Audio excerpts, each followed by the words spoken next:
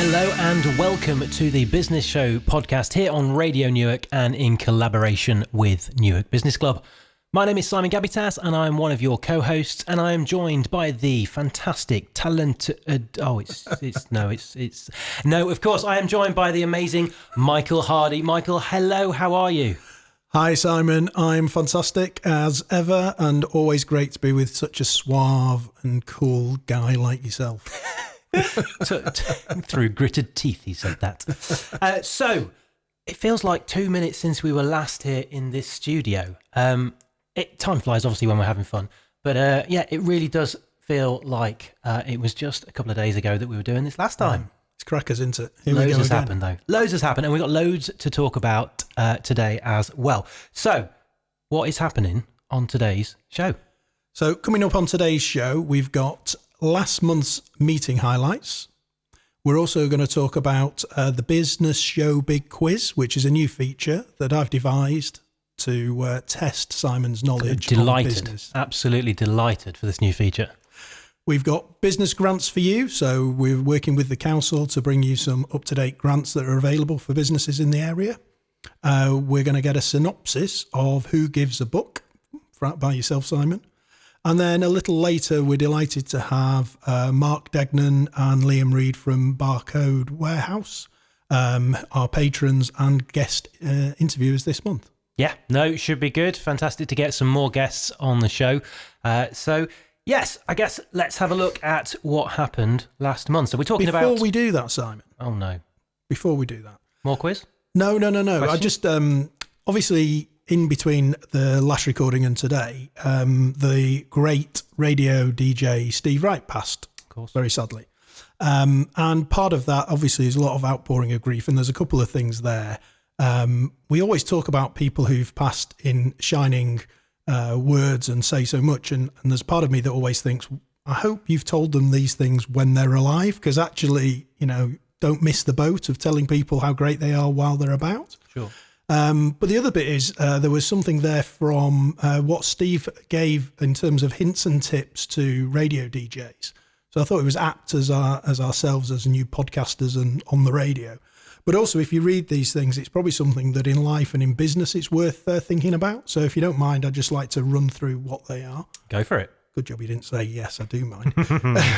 Okay, so the first thing is think ahead and always know what you're going to do next. Oh. Exactly.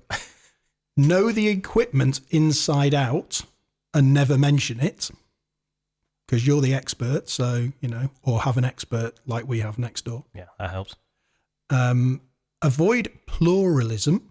Always talk direct to the one listener. So that's important. Always have surplus material in reserves in case you dry up. So remember that for next time anyway. Have pegs in your program, things you always do, and always do them. And you'll have known from some of the prep I've done this time that maybe we've got some things that hopefully people will enjoy and want to listen in the future for. Work out different phrases, different ways of saying the same thing to vary the most common things you say. And having listened to the first episode, I'm sure you'll have heard a few things that you say, and I certainly recognised a few I say. I think we started copying each other about Never refer to anything that is personally visual only to you. They don't care if the sun is shining outside or there are a dozen people in the control room with you. So just remember that. By the way, the sun's not shining. Definitely not. Keep energy up, especially in the last 10 minutes of the programme. Pitch it high and have curves, draw them in. And if you can't think of anything to say nothing. Just play another record. But we're not playing records, so that might be a bit difficult. On that note, I think that was great. I feel under more pressure now, actually, because I'm now going and thinking about all the things that I'm saying and doing. And yes, we have done some more prep this month, though. We have. But I just thought that, and there's a lot of things, as I say, that cross over into business about, planning ahead, thinking about who you're talking to, don't have something generic because everybody's different. Everybody's looking for a different way of being communicated with. So that's really important. Failing to plan is planning to fail. Oh, there we go. There we go. Mr. Quote. Fantastic. No, thank you for that. I think, no, that is apt. And yes, for what we're doing today and for business in general. So, yeah, good. I like that. Excellent. Good start to the show. I feel like, we should maybe do something similar each month, although that puts us under more pressure. Yeah, well, as Steve says, do it and do it again. Indeed. So, what happened at the February Breakfast Club meeting? That was what we were going to talk about. And we had quite a lot happen actually in the meeting. The meeting was sponsored by the Masquerade Charity Ball. So that is a collaboration between the Children's Bereavement Centre and Newark Emmaus Trust. That was a ball that I've been to for the last couple of years. It's a fantastic event. They've got a band that come across called Jack's. Brilliant band. And actually, they all swap. So the guitarist becomes the vocalist then plays the drums. It's brilliant to watch. And actually, they're a very talented bunch. So definitely worth getting across. They do a big charity auction as well. So I think, again, get in touch with the guys at the Children's Bereavement Centre or Newark Emmaus Trust. I think they've still got some tickets available. Do you know the date for that? 26th of April. Very well remembered. Is that actually the date? I think it is, yeah. I think so. I hope so. I'll revise at some point and have a look. But yeah, 26th of April, I think. And we will be going again this year. But yeah, get in touch with those guys if you want some more information. We actually had one of our patron sponsors. So the guys that are going to be with us later on in the show, Barcode Warehouse, and Mark Degnan came across and talked to us, gave us a bit of a history lesson on the Barcode Warehouse, which was great, and filled us in on a bit of a background for those that didn't know about the company and what they do. We gave away a book, so we'll talk about that in a while. We did some table networking, and then Sharon Marriott from Newark Advertiser, Iliff Media Group, introduced the Newark Business Awards for 2024. So nominations are now open for that. They close on the 22nd of March. I think they've updated it on the website. I think it's the 29th of March. The 29th is when you have to have your full application in. Then I will chat to them because there might be something wrong on their website. But unless they've changed it, they might have updated it for another week. But towards the end of March, you have to nominate either yourself or what we said at the last business club meeting is if you have received some great service or you know that a business has done a great job or is doing a great job, go and nominate them because it's such a great feeling when completely out of the blue, you get an email that says you have been nominated for this business award. And yeah, I just think that it's a great evening, great celebration of business in and around the Newark area. The actual event that is in June is a dinner and a massive celebration. So yeah, if you can get involved with it in one way or another, please do, and please go and nominate other people. That's our plea today, anyway. Yeah, I think if everybody listening to this goes and nominates one other business person or one other business, that'll be fantastic. Be brilliant. And I think there are so many amazing businesses in and around the area.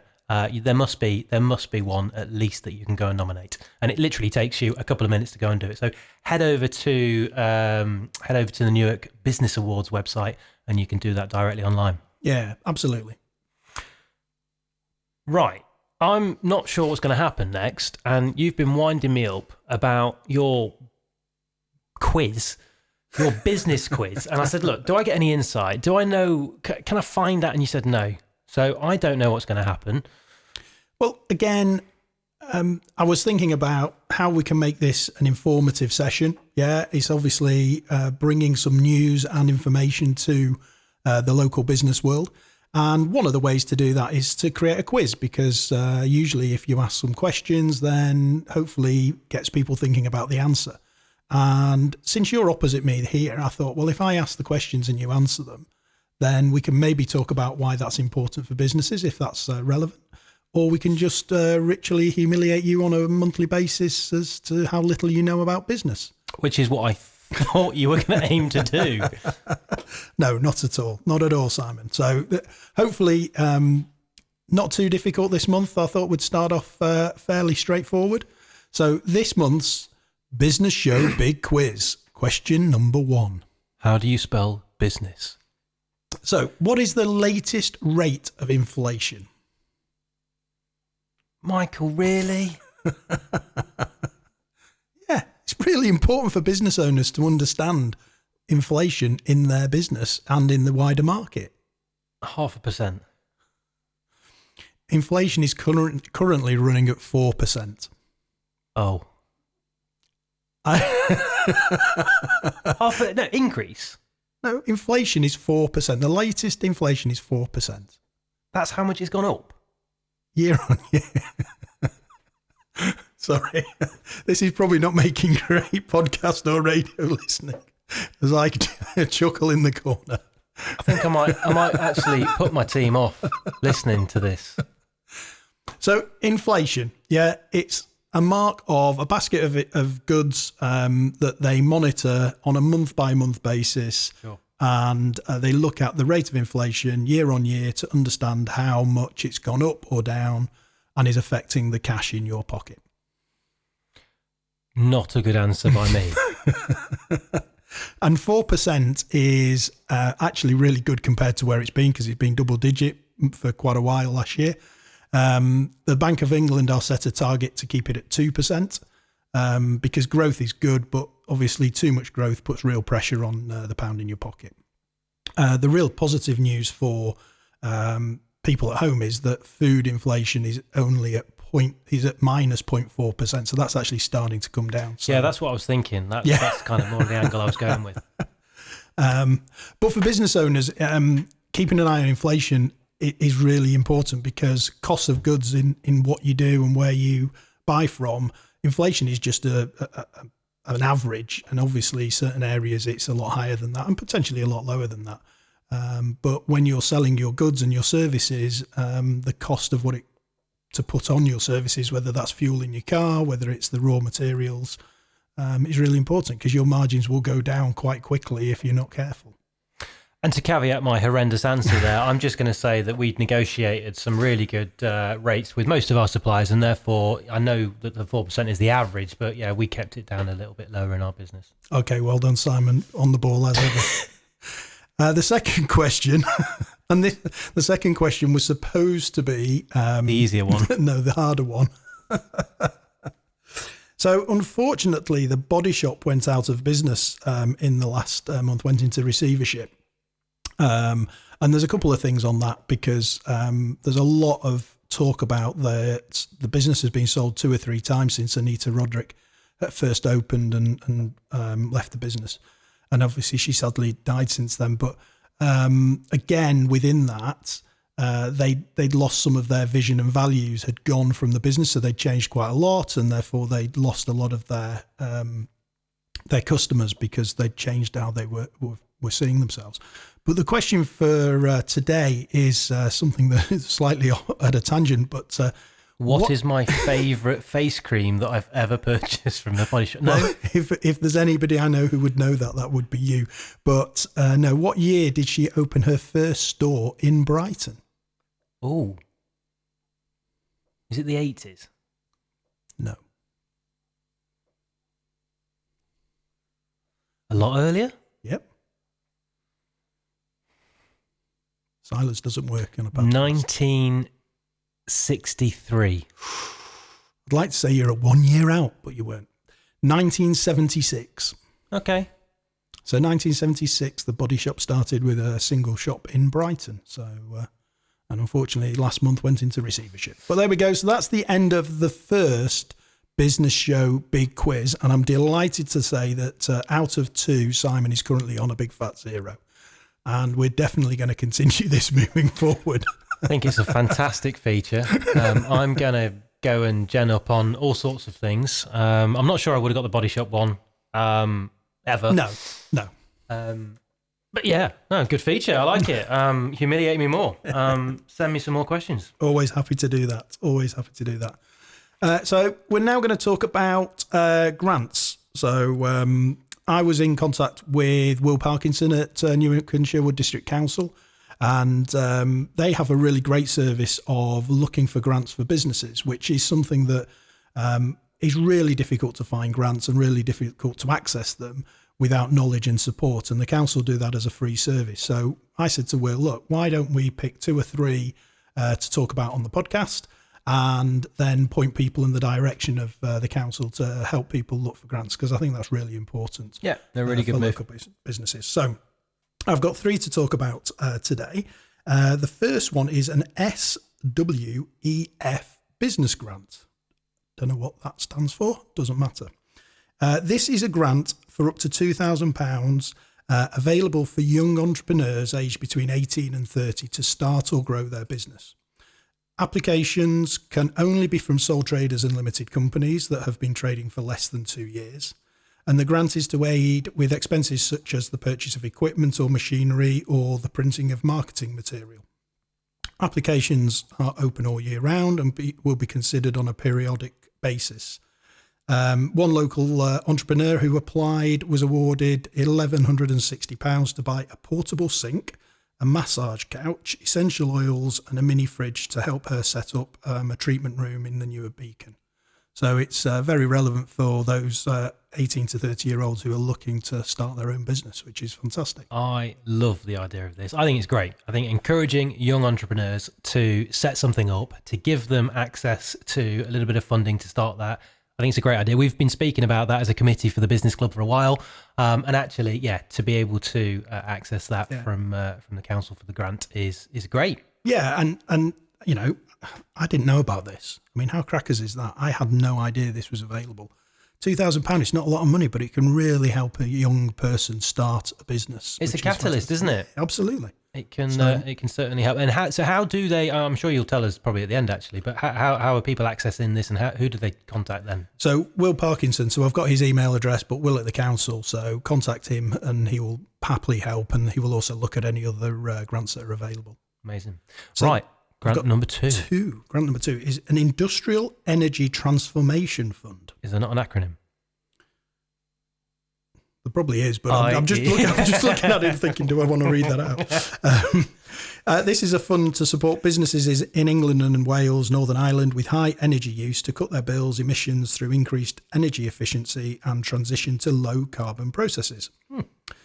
This is quite a big grant because the minimum grant threshold will be £75,000. So okay. SMEs, and it's always interesting when people talk about SMEs, and obviously SMEs go up to 250 million turnover. So that's quite a big company for some of us in the Newark area. And there will also be match funding requirements within that. So you will have to invest yourself. This isn't a full grant as the first one was. The fund will be to allocate grants towards projects as feasibility studies, energy efficient technologies and decarbonisation technologies. The fund is managed by the Department for Energy Security and Net Zero, and the window will open until the 19th of April, and then there'll be another window later this year. So I suspect for 75,000 that you might be a bit time pushed for the 19th of April, because although that's 6 to 8 weeks away, you'll probably have to do quite a bit of work. But there is another window later in the year. So again, if you're a SME who's looking to cut your energy bills and do some work on reducing your carbon emissions, then this could be a great opportunity for you. Yeah, I think the positive thing is that we're now aware of some of this. We're in conversation with the council. And I think, certainly as a business club, we've always said we want to be a bit of a conduit between the council. We want to provide information. So yeah, absolutely. Yeah, if we can provide that, then great. And the final one is for Creative Catalyst. Now, this has actually got a short timeline, and Will and I debated about putting this on, but actually it could be a real great opportunity for some of our creative businesses in the local area, because this is for micro and small businesses in creative industry sector, tailored support to grow your business. The aim of the competition, which it is to support growth of untapped, innovative businesses and increase investment in creative talent across the UK. The support will provide targeted and continuous support to develop projects that propel business growth plans. Applicants can claim, easy for me to say, 100% of the eligible project costs up to £50,000. And subsectors being supported but not limited to are advertising, marketing, architecture, crafts, design, fashion, publishing, radio and TV. And this is operated by Innovate UK. So again, so in that creative space, some really good opportunities to get some grants to help the businesses grow and really deliver. We'll keep in touch with the team. That's part of the economic growth team, isn't it? Newark and Sherwood District Council, and just keep putting information about these grants to people listening. Yeah, and Will's email is will.parkinson@newark-sherwooddc.gov.uk. But we'll put that out on our social media. And also, if you just get hold of Newark and Sherwood District Council and ask for Will Parkinson, they'll be able to put you through. So, love it. Great. Thank you. Hopefully that's of interest and use for some of our local listeners. Sounds, yeah, absolutely. I think I'd still love the idea of that young entrepreneurs. Yeah, no, absolutely. It's just a shame you've got to be 18, otherwise I'd get the kids on it. Yeah, and you're just a bit too old for the 30. So all right.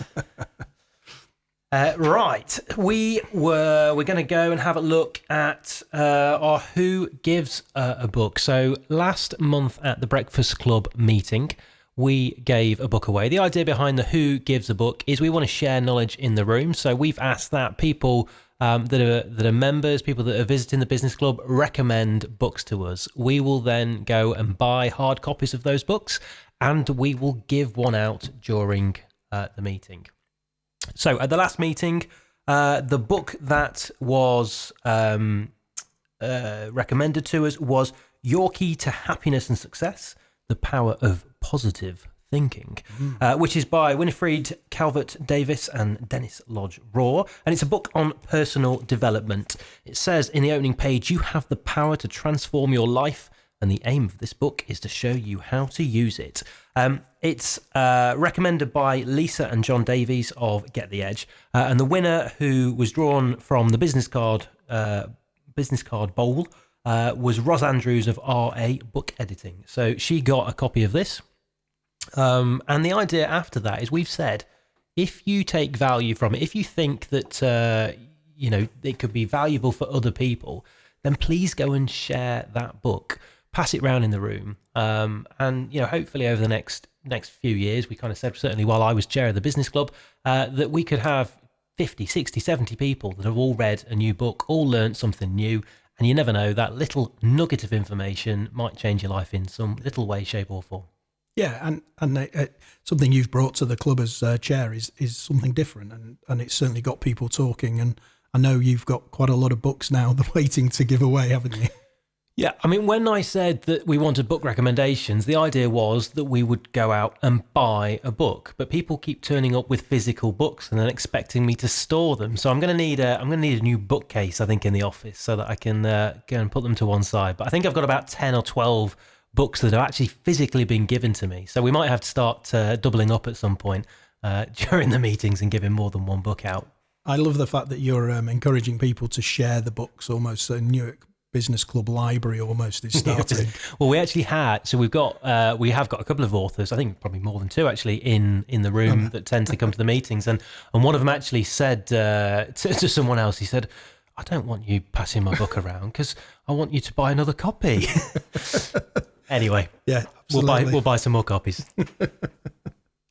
Brilliant. Yeah, but that's a great thing that we do, and something that we will continue to do, I'm sure. Yeah, I think so. Action group. Yes. We've got some action group updates. So, action group meeting. We've had our latest action group meeting, and we always meet in the pub. It's a great place to meet. And it's the organ grinder who look after us on, which is part of the Blue Monkey group. So it's a great venue. We've got a quiet room in the back so we can have a drink and chat about everything that's going on within the Newark area. And what's that room called, Michael? It's the Monkey Room. Okay, just checking. Yeah, it's perfect for monkeying around. And so really important that we have sort of real good group of guys who come and support us, and they do some of the heavy lifting in terms of looking into some of the areas like planning and transport and retail that we talk about. But we would like to encourage other people to come down, because we believe that the action group is there for business owners to support them with challenges in the local area. And I think we've said before, being the conduit of, we've got lots of connections through the district council, and the Chamber of Commerce, etc. So we can bring people together if you're struggling to find a solution. I know we've talked before about one particular business that we help, but actually I noticed that Hardy's Farm has had their resubmission approved for some work that they're having done out at Hardy's Farm at Farndon. And I know that Holly and I had a conversation, and I'd introduced her to a couple of people in the council to help a bit of advice. And I'm certainly not a planning expert, but I know people who are, and we can bring them together to hopefully get an outcome that's beneficial for the whole community and the business especially. So good. And so, just for clarity, Hardy's farm shop is no connection to Michael Hardy. No, nothing whatsoever. Although the first time I drove into Newark and saw Hardy's farm, I thought, I'm at home. This is for me. But this month we've also talked about transport and trains. So there's an annual seminar at Trent Bridge where East Midlands Railways give an update on what's going on. And we went down there last month, and they talked about that their passenger numbers are at 82% of pre-COVID and 76% of revenue, which is quite interesting. And there is a few challenges that we talked about for the train specifically and this type of business in general, regarding obviously strikes at the moment. So how's that impacting, and people's not being able to plan ahead too often. And also there's some challenges around their guards and checking of tickets and stuff. So there's some challenges we're having because most of the railways, and certainly East Midlands, are funded by central government now. So they always talk about ROIs, return on investment, which very important for businesses, obviously. But when the government are asking for that, if you're not able to capture all your data, then that's going to be really difficult to prove one way or another whether something is worth carrying on. And within that, the strategy of the business club within the railways is to get 2 trains per hour between Nottingham, Newark and Lincoln. And that's a big ask. I mean, we haven't even got a train per hour right the way through the day at the moment. So to move up to 2 trains per hour is a big stretch, but we believe that Newark and its connectivity should have that. So we're working hard, and we're continuing to have that as part of our strategic view within the East Midlands Railways. So, and I think this Friday there's a Nottingham and Lincoln stakeholder board where we're reassessing and put forward our request for those. So it's a long-term request, but if we don't have that as our where we want to get to, then we won't get there. So excellent. And I know something that we've been involved in for quite some time, the Cultural Heart of Newark, which has changed its name to the Town Centre Partnership, or TCP. CP. No, not N. Newark Town Centre Partnership. NTCP. So, and that's to look at how they spend the money that's come through the Towns Fund for the Market Square and the surrounding areas. So actually, I think it is just the kind of Market Square. Yeah. So they did have. I was able to go to the engagement meeting actually last week and just understand more about some of the plans moving forward. Like you say, it is a kind of newly set up piece of work and project that the council are actually they're helping to put together, but it's turning from what it was a council-led project bottom up. It's led by people who are on the ground and actually working and living in the environment that it's trying to make a difference in. So, which is the right way to do it. Yeah, and you've got Penny Taylor from the college who is going to be chairing that. Andrew Fern, is it, from the Newark Parish Church? Yep. Who's going to be vice chair. And yeah, there's some energy, a lot of energy. I think there was about 40 plus people in the room, businesses that were interested in finding out more about what's happening, how it's going to work. And again, I mean, it is specifically, from what I understand, going to be about what's happening in the centre. So it's the Market Square, but it's the businesses around there that can then work off that. So if there's an initiative happening, if there's something that's going on, then actually businesses can say, right, I want to do something around that same weekend to showcase my business, to jump on the back of that. So yeah, there's some good opportunities there, and hopefully lots of people trying to kind of build some momentum in the right direction. Yeah, and I think, this is when we first started with the Cultural Heart, which has progressed, it was a 3-year project, and we're already into the 3rd year of that. And I know through local press you'll have seen something about making decisions whether we're going to have the Newark beach or whether we have the Newark events in terms of music, etc. And actually, that's about what works best to bring people in to spend money in the local retail and hospitality community. And also it's about how we take this from not just these last 2 years and this year, which is the third year, but what do we do into the future? How do we create a long-term plan that's sustainable for Newark to bring people in and to make it a more vibrant town centre offering that gets people wanting to come in on a regular basis? Yeah, and I think there is a huge amount of stuff that's happening. I got to hear from Ian Harrison, who's the kind of market manager for the town council, and him and the team appear to be doing a great job and pulling lots of stuff together.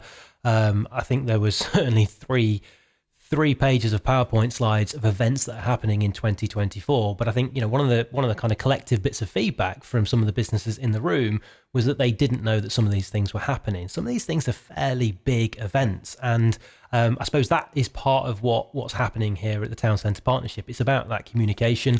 It's about making sure that we do maximise those efforts, because if we're going to have events happen in the centre of Newark, we want as many people visiting as possible, but it's not just visiting for that event. Stick around, go and spend some money in a cafe, go and spend some money in an independent shop, hopefully, and spend some more time in the square of Newark.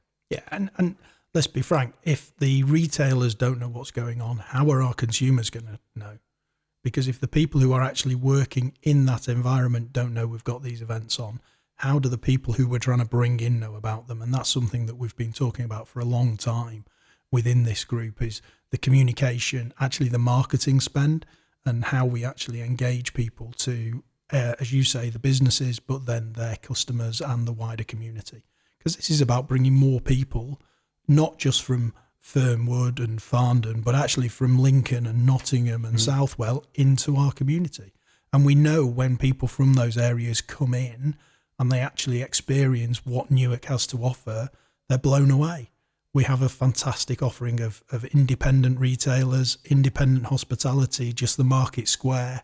Even the market traders. Absolutely. And people go, there's not a huge amount happening on the market square. There is a lot more happening on that market square than in a lot of other places around the country. Absolutely. I think the stat that keeps going back is we've got more Grade 1 listed buildings than York.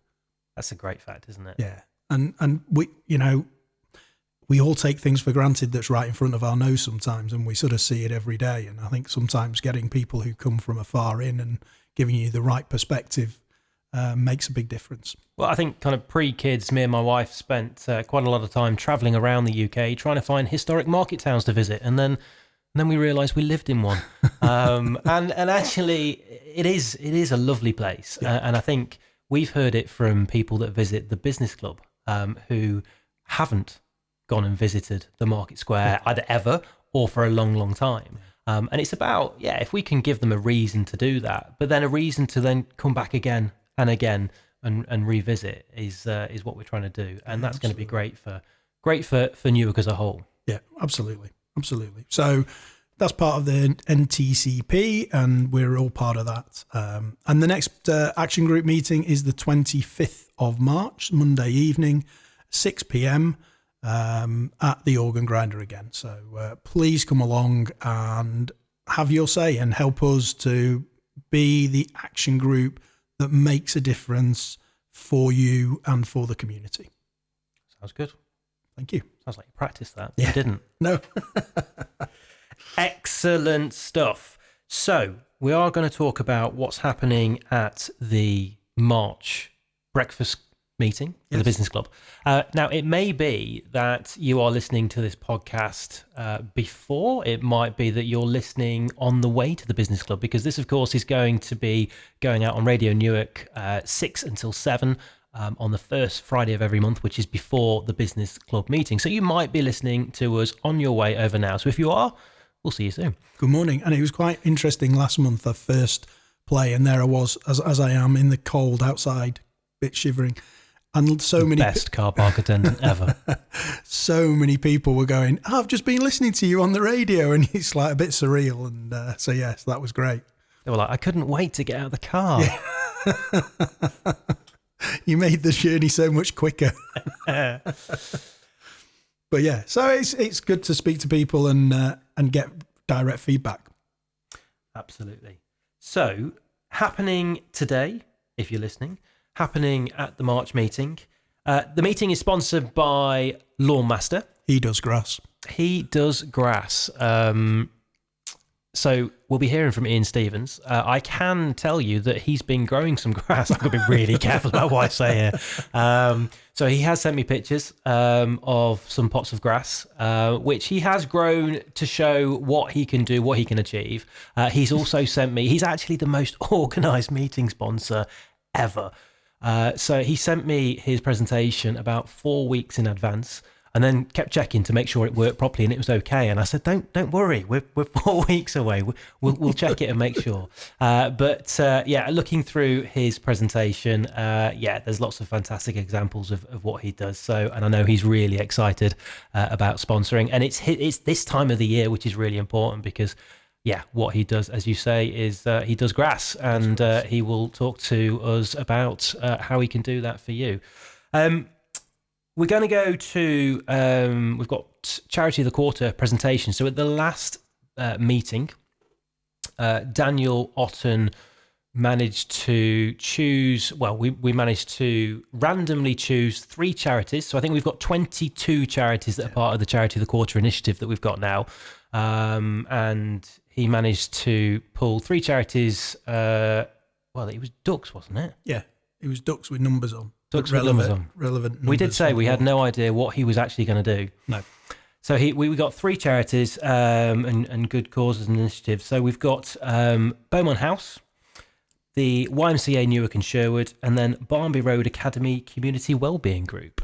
So we're going to hear from all 3 of those. They will get 5 minutes to tell everyone about who they are, what they do, maybe what they could do with. And I think the important thing here, we've said before, it's not always money. People sometimes need volunteers. Sometimes they need trustees or people to oversee what's happening. And it's good to hear what's happening with some of those charities and some of the ways that we can all help in our own little way. So we're going to hear from those 3. And at the end, it'll be the end of the break, won't it? We give everyone a token and we ask everyone to vote for their favourite charity or their chosen charity for that quarter. And that charity will then get a cash donation, which is made up from Newark Business Club and then also Roundtable Newark and District. So that's a total at the moment of £600. So that will go to the charity that is chosen that gets the most tokens. And that will be announced at the meeting. So we do that now. We get people to vote during the break. And then at the end of the meeting, you will find out who the charity of the quarter is. And I think, you said there about it's not just about the cash. The cash is important for charities, especially at the moment where we know that charity donation is down, driven by inflation. I was just about to say, so inflation is it's currently about 4%, isn't it? Yeah, and it's putting a pressure in people's hard-earned cash, so giving to charity becomes a bit more squeezed. But actually, it's quite often you'll see 1 or even 2 or 3 charities on stage that are local charities that I've never heard of. And the list of this month, obviously YMCA and Beaumont House are well known, but the Barnby Road Academy Community Wellbeing Group, I'd never heard of, and we were talking beforehand about what they do and how they help the community, actually where we're sat here in Barnby Road School, and that's really fantastic. So it's just learning about these opportunities locally to support charities and obviously the money, but it's a great initiative. Yeah, and as a business club, we wanted to try and provide a way to be fair to all the different charities. There's lots of charities in the area. Some have got bigger marketing spend and budgets than others. Some have got more resource than others. So this was an equal way that we can pick out 3 charities every quarter that get to present. And that 5 minutes might change a whole bunch of things. Like I say, we've had people before who've come in and they've said, look, we are desperate for additional people to join the team. And by the end of the meeting, they've got 2 or 3 people that are saying, I'll come and help you. So it's a really, really good opportunity and a really good audience to be talking to. Absolutely. We're going to do some table networking, as we always do. So a good time to just chat to the people around your table, tell them about who you are, what you do. We've also got another Who Gives a Book. So I might have 1. I might have 2. I might have 2 actually. So we'll find out a bit more about that. But yeah, we'll be giving at least one book away at the meeting. And then we're going to ask the people at the meeting, we're going to do a bit of a have your say bit. And we're going to be asking for some feedback from the people in the room. We want to know more about what works for you at Newark Business Club, what maybe you'd like more of, less of. So we'd like to get a bit of feedback as well. So we're going to be doing that in the room. We've also got some QR codes to scan so that you can go and do that digitally afterwards and fill in an online form. And this is all about just getting some feedback from people that are visiting that meeting to make sure that we're adding value for you. Yeah, and obviously we'll share it with our wider members who maybe not make this specific meeting, because not everybody can make this meeting. Why is that, Michael? Well, because of business meetings or other things that crop up in their diary. Do most business meetings occur when you're stood on skis? They can be a really good way of networking with individuals. I propose a committee meeting in the Alps. I think you'll get complete buy-in, if I'm honest, so that's not a problem. But it's important, we talk about the action group, we talk about charities, we talk about the networking. Actually, what does Newark Business Club mean to you? And what do you want to see more of, and what do you want to see less of? Please don't say the podcast, because we'd be very upset. But yeah. The business quiz, I'm not sure that's working. I think it's working fine. So yeah, so it's really important, because we want to make sure that the business club in its entirety is working for the local community, which is something we've said before, isn't it? We're for the community. We're not talking on their behalf. We're helping them. We're a conduit. We're sharing information. Yes. Right, it's now time to welcome our guests. So it's a big welcome to Mark Degnan and Liam Reid from the Barcode Warehouse. Great to see you both. Welcome. How are you both? Very good, thank you. Hello. Good to have you with us. So Barcode Warehouse are one of the patron sponsors for Newark Business Club.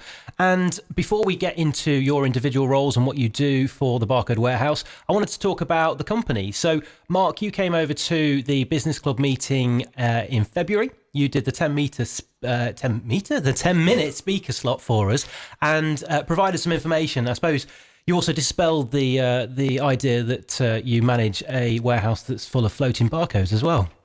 Yeah, I think the bit that gets me is when you speak to people, that is often the first question they ask me, which is, what do you guys do? Is it just a warehouse full of barcodes? So I thought, as you saw when I did the little session at the Business Club, I kind of wanted to get across a little bit about what we do, but a little bit about the journey we've been on and how we got from, where we started out in 1987 to what we do now, and sort of how different the business is in that time, really. Yeah, and that's what I was going to ask. So a lot of people won't know some of that history. So back in 1987, it was a slightly different business. It was a business that was set up by Ross Lee, the current chairman of the business, and his daughter Jolie, who many local people will know as well.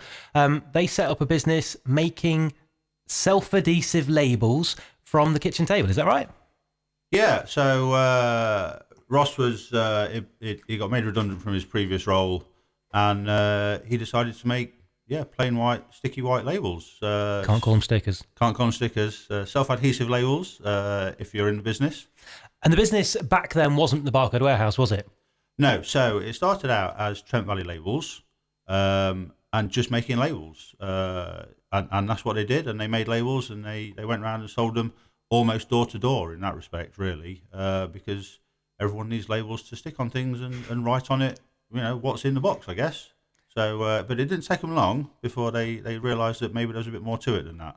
And of course, those labels then need to be printed, and you guys were in a great place to start selling those printers.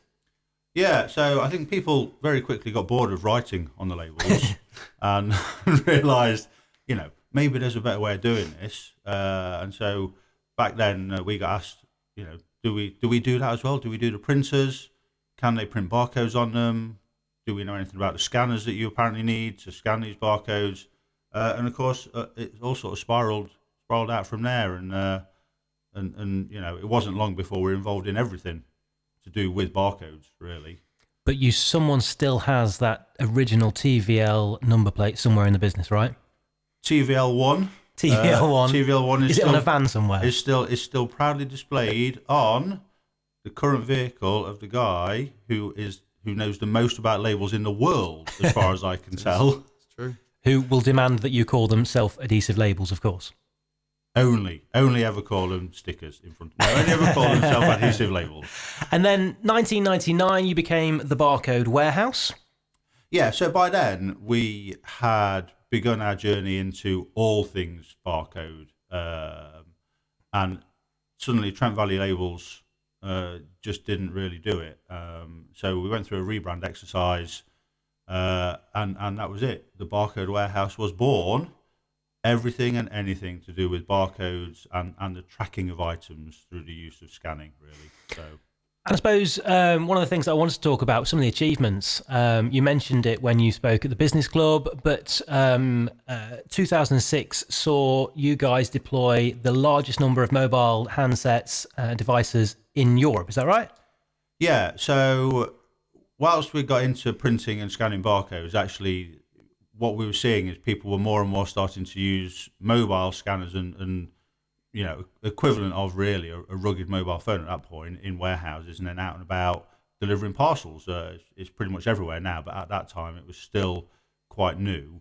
And we were engaged to do the largest rollout in Europe of said handhelds, putting the software on them, labeling them up, getting them ready to go out, and then deploying them.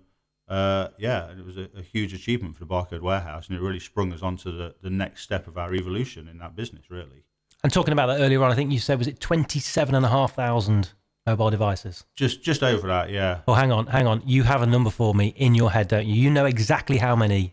I think when you've done something like that, and we lived it, we really, really lived that project. 27,969 wow. is in my head forever, I'm afraid. Tattoo somewhere. I love it.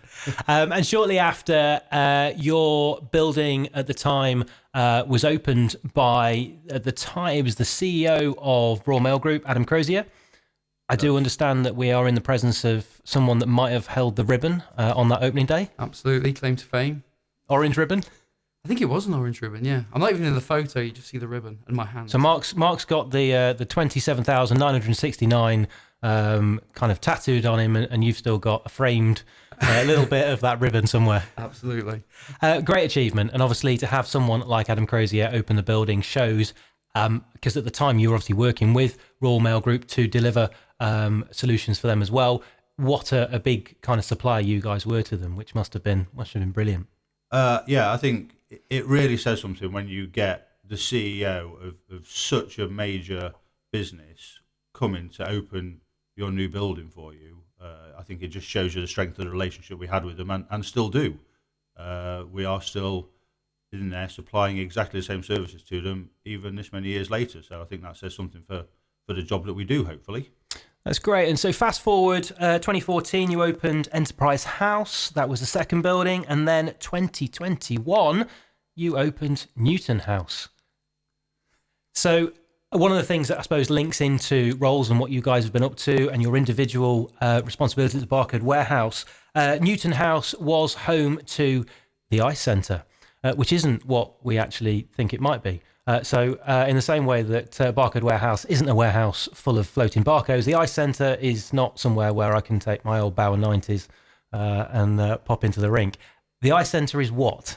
So the Ice Centre is our Innovation and Customer Experience Centre. So effectively, when our owner and chairman decided to purchase the third building, he had a vision of creating a solution centre, which at the time was, I think the view was more to have we resell a lot of technology and different products, and to give our customers and our end users the ability to come and test and try this out. But as it got closer to sort of being prepared and ready and open to actually start kitting the centre out, it sort of evolved over that period of planning to go, actually, we can do something a little bit different with this place.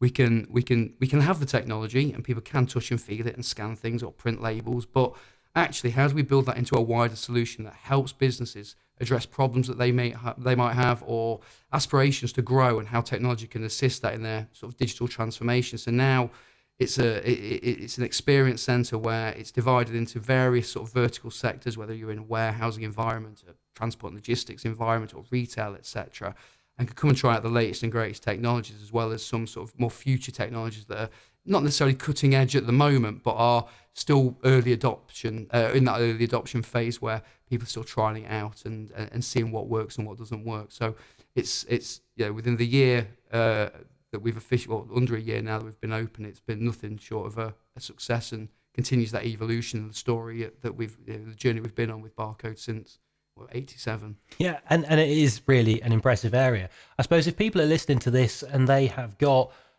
projects, whether it be, you mentioned obviously warehousing, whether it be tracking projects, things that actually relate to that, can they book in and can they come and see the experience centre? Yeah, absolutely. So we through our sales team, obviously we can create a relationship with certain partners and certain companies that are locally based and arrange specific days, and that's the real sort of benefit of the centre, is to tailor an experience around that customer and what they're trying to do, rather than throw things at the wall and see what sticks sort of approach.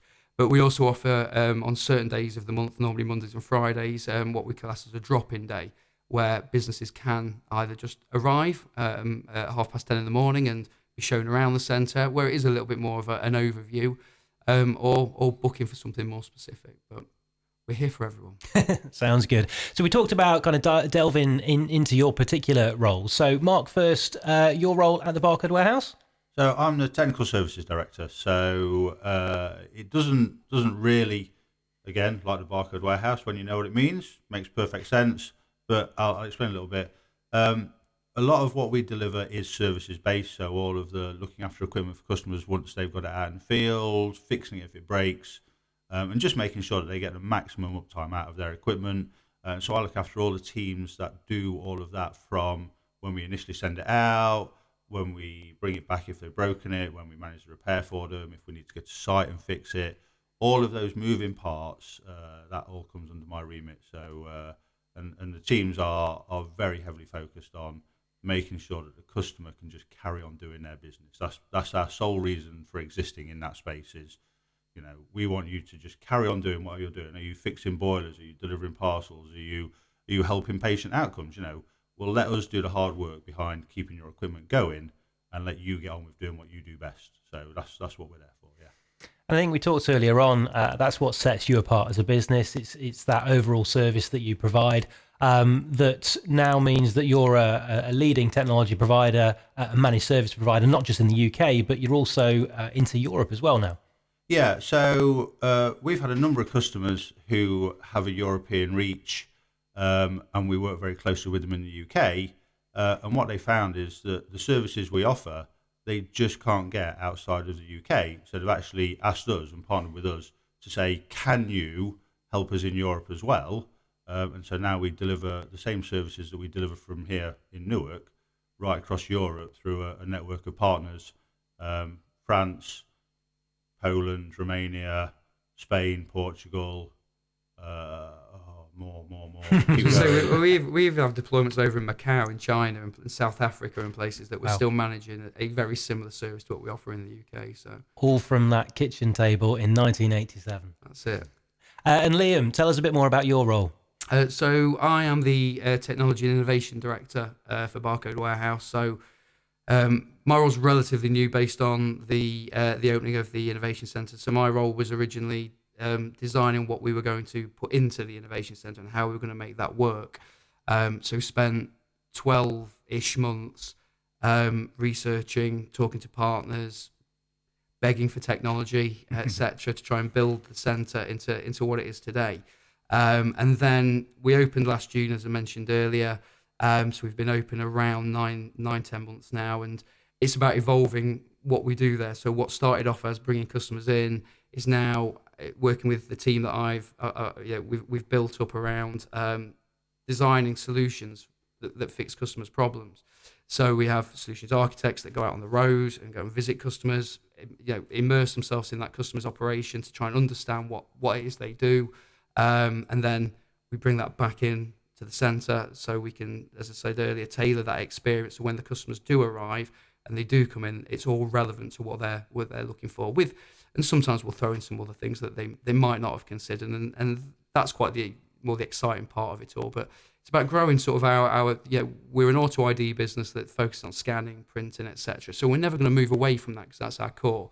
But what other technologies are out there that are close enough that we can bring into the portfolio, and to what Mark does, wrap services around it. It means that we can not only just provide the technology, we provide the end-to-end solution. Excellent. And before we started talking earlier on, Michael and I, we were talking about business values. So kind of aside to the technology, the stuff that you guys do, I think you guys described it as behaviours. Is that right, in the business? Yeah. So we started looking at what our company culture is and what we want it to be. And we spent a lot of time with the staff, a lot of time talking to them about what sort of place do they want to work in, and are we that sort of place? What are the good bits? What are some of the bits we might want to work on? And from that, we came up with our values, but really we described them as behaviours. So, positive attitude, collaboration, innovation, striving to achieve, and we've embodied it in 6 particular key behaviours that we look for when we're recruiting. Okay. We look for during the appraisals, and we look for people to explain how they meet those behaviours in the way they go about their work, the way they work with their colleagues, the way they work with the customers and suppliers. And it's really about driving, the culture of the business so that it's a really great place to work, and everybody is working towards that single place where we all want a great business, great for the customers, great for the business, fantastic place to work, really. That's what we're aiming for. Sounds good. Yeah, and I mean, when you said earlier about the presentation you did at last month's meeting, and I think when we get people like yourselves on stage and talking to the room, there's so many people who don't know what's really going on behind the business sort of wall, if you like, and it's really great to open that up. And I think seeing the journey from the kitchen table, which Simon's mentioned, is an inspiration to other businesses locally who are probably very early in their journey, and they sort of look at yourselves and go, big business, they must have started a lot bigger than they really did. And actually you can go from a kitchen table to, a business like your own. And I think with the right vision, the right values, the right focus of what you really can point a difference make, then I think that's inspirational to local businesses and the type of message we want to keep getting across to businesses in the room. Yeah, and I think, that's what I was trying to get across, I guess, which is, we didn't start out with this huge cash investment. We didn't start out with the 300 people we have now. Yeah. We've done that. We knew where we wanted to go. We've followed that dream. We've chased it relentlessly. Yeah. And actually, I was hoping to get across the point that you can do it too. Yeah, absolutely. Because we've done it, and we continue to strive to get better and better and better. I think anybody can. Yeah. Yeah. Focus on the things that you know are important to your customers. Have the right behaviours, the right values, and have a vision that you can focus on even on the tough days, and keep striving towards that. Yeah, and I think having that shared vision, making sure that everybody in the business understands the vision and that we're all working towards it. I think that's a huge help in driving the whole business forward, rather than, and we've experienced difficult times in the business where, different people want perhaps different things from it, and you've got to work hard to bring everybody back together and go, what are we going after? Because we can't go after everything. Yeah. Where are we going? But I think, that comes back to the collaboration, it's one of our key things now, which is we must collaborate well. Yes. Because otherwise we're fighting each other and not driving forwards together. Yeah, absolutely. So, No, and that certainly came across. I think having that entrepreneurial spirit that started the business back in '87 as well, start something, build on it, say yes, then work out how you're going to do it. And that's been, for want of a better term, the driving force behind it. It goes back to the behaviours. We've always had good people that have helped deliver and push the business forward, essentially. And I think that continues to this day. And, we don't just say yes to everything, to Mark's point as well, which is, we go after what's sensible and what's going to help the business grow. But it is that determination that we're going to deliver. Yeah. Yeah, and I think that entrepreneurial spirit, like you say, is really, really important. You have a chairman that is still very actively involved in the business today, even 35, 36 years on, still wanting to go into work and chase the next thing. And go after it, which is, again, inspirational. Mark and Liam, thank you so much for joining us on the business show today. Thank you for being a patron sponsor of the Business Club as well. We really appreciate your support. And if you'd like some more information, then obviously you can get in touch with the team over at Barcode Warehouse, get in touch with Mark and Liam, and go for a tour of his ice centre. Thanks, guys. Thank you very much. So, any other business from you, Michael? Well, any other business was the Business Awards, but we have talked about that. The one thing I will say is on the 22nd of March at 9 a.m, there's a workshop being run by the Business Club to help you with your application. So it's how to create a winning Business Award application. When was that, sorry? 22nd of March, 9 a.m. at the YMCA. It's free. It's on the Business Club Facebook event, so go along, tag yourself in as going, and then we'll send all the details out a bit closer to the time.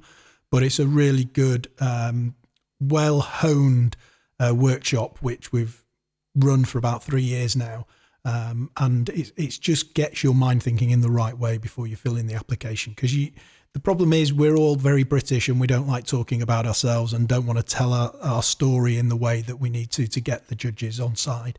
And the other bit is, if you write a really good application, it actually becomes a bit of marketing and a bit of PR and some real great social media. So 22nd of March at the YMCA, please come along.